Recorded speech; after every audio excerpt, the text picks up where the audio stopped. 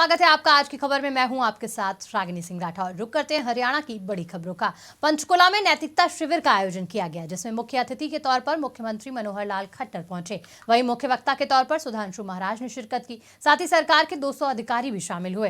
कार्यक्रम के बाद सीएम खट्टर ने कहा कि इस कार्यक्रम का मकसद सभी कर्मचारी, अधिकारी और समाज के बीच नैतिक मूल्य को स्थापित करना है। अब तक हरियाणा के 3.5 लाख कर्मचारी मिशन योगी कार्यक्रम शुरू कर चुके हैं। 20 नवंबर तक कर्मयोगी मिशन कार्यक्रम में हरियाणा के 2,10,000 कर्मचारी शिरकत कर चुके हैं। सभी ने मिशन की सराहना की है। खट्टर सरकार ने प्रदेश भर के किसानों के लिए बड़ी घोषणा की। बीते दिनों राज्य में हुए आंधी बारिश के साथ हुई ओलावृष्टि से प्रभावित फसलों के लिए जल्द गिरदावरी करवाई जाएगी और नुकसान का जायजा लिया जाएगा। इसके बाद किसानों को मुआवजा भी दिया जाएगा।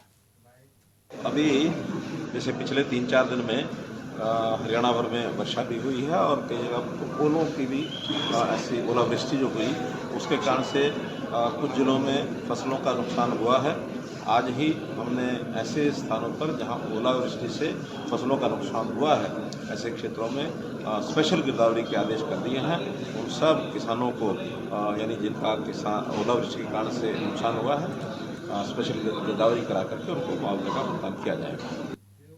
चंडीगढ़ के मेयर चुनाव को लेकर विवाद थमता नजर नहीं आ रहा। मेयर चुनाव को लेकर एक और वीडियो सामने आया है, जिसमें पीठासीन अधिकारी अनिल मसीहा को अवैध घोषित करने से पहले कथित तौर पर मतपत्रों पर टिक लगाते देखा जा रहा है। बता दें कि बीते दिनों हुए मेयर चुनाव में भाजपा को जीत मिली थी, जिसके बाद आम आदमी पार्टी ने धांधली कर चुनाव जीतने का आरोप लगाया था, जिस पर कोर्ट ने संज्ञान लेते हुए नाराजगी जाहिर की। मामले पर सुनवाई करते हुए जस्टिस DY चंद्रचूड़ ने कहा कि लोकतंत्र की हत्या की जा रही है, जिसकी इजाजत नहीं दी जा सकती। वहीं अब नया वीडियो सामने आया है, जिस पर आम आदमी पार्टी फिर से हमलावर है और इसे बीजेपी की तानाशाही बता रही है। हरियाणा सीएम मनोहर लाल खट्टर के पूर्व OSD जवाहर यादव का जन्मदिन बड़े ही धूमधाम से मनाया गया। उनके जन्मदिन के मौके पर उनके निवास पर हजारों की संख्या में जनसैलाब उमड़ा। सभी ने जवाहर यादव के लंबी उम्र और खुशहाल जीवन की कामना कर जन्मदिन की बधाई दी। इस मौके पर मीडिया से मुखातिब होते हुए जवाहर यादव ने कहा कि खट्टर सरकार ने हरियाणा में विकास किया है, गरीबों के पीले राशन कार्ड बनवाए हैं। बीजेपी सरकार में किसी भी काम में धांधलेबाजी नहीं होती है। हरियाणा में आज हर किसान, कर्मचारी, व्यापारी सब इस सरकार से खुश है और हरियाणा सरकार ने लगातार कई हजार करोड़ के विकास प्रदेश में किए हैं। देखिए, पूरे हरियाणा का, गुरुग्राम का एक सर्वांगीण विकास मुख्यमंत्री श्री मनोहर लाल जी कर रहे हैं। जहां तक बादशाहपुर विधानसभा की बात करें, जहां पंचायतें हैं वहां सरपंचों से हमने उनसे काम लिए। उनके चाहे खेत खलियान के काम हो, चाहे शमशान घाट को बेहतर करना, चाहे स्कूल में पहुंचने का मार्ग ठीक करना, वहां शौचालय बनाना, उन पर और चौपाल बनाना, वाल्मीकि दलित समाज की, उन सब पर व्यक्तिगत रूप से मैं प्रयास करके उस पर काम करा रहा हूं। जो क्षेत्र निगम के अधीन आते हैं वहां हमने सेक्टर्स में हो, चाहे अन्य सोसाइटियां हो, चाहे जो पहले अनऑथराइज थी उनको ऑथराइज कराया। अभी बादशाहपुर विधानसभा में न्यू पालन विहार की 242 एकड़ में फरूक नगर की कॉलोनियों को पास कराया है। ऐसी एवेन्यू 69 है, उसके अलावा धुमसपुर के आसपास का एरिया, ऐसी अनेकों कॉलोनियों को हमने, कच्ची कॉलोनियों को बीते 27 जनवरी को करनाल के मुंडीगढ़ी में 27 साल के युवक की संदिग्ध परिस्थितियों में मौत हुई। अब मृतक के परिजनों ने युवक की हत्या का आरोप लगाकर पुलिस को शिकायत दी है। इसके बाद पुलिस ने कब्र खोदकर युवक के शव को बाहर निकाला और पोस्टमार्टम के लिए भेजा। पुलिस मामला दर्ज कर आगे की जांच में जुट गई। बता दें कि मुंडीगढ़ी गांव निवासी शरीफ अपने दोस्त आरिफ के साथ यमुना नदी के पास गया था। अगले दिन 28 जनवरी को शरीफ का शव यमुना नदी में बरामद हुआ। परिजनों ने जब युवक की नहर में डूबकर मौत की आशंका के चलते शव कब्र में दफना दिया। अब एक सप्ताह बाद परिजनों ने पुलिस में शिकायत दर्ज करवाकर उसके दोस्त आरिफ पर हत्या करने का शक जाहिर किया है। ये घटना 27 जनवरी की है, जिसमें 2 लड़के हैं, एक आरिफ और एक सारिफ नाम के 2 लड़के।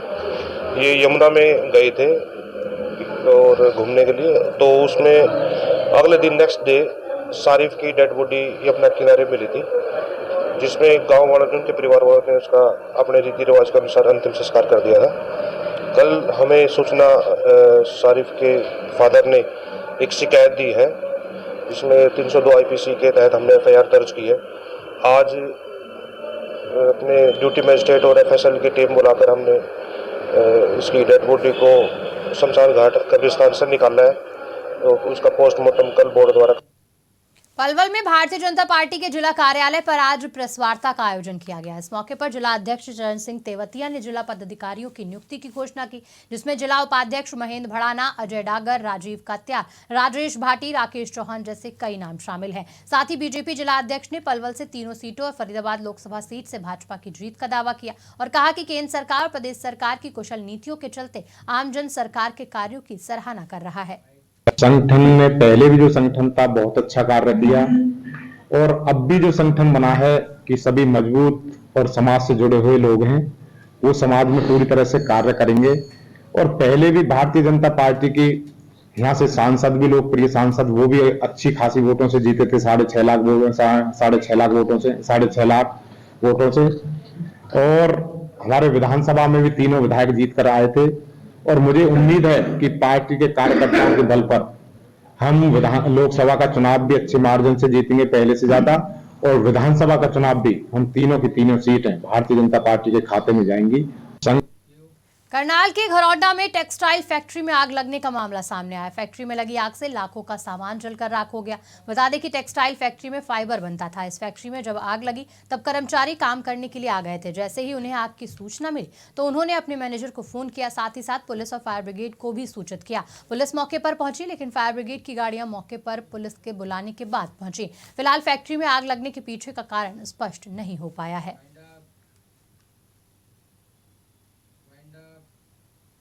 फिलहाल हरियाणा बुलेटिन में इतना ही। देश की तमाम खबरों के लिए देखते रहिए आज की खबर।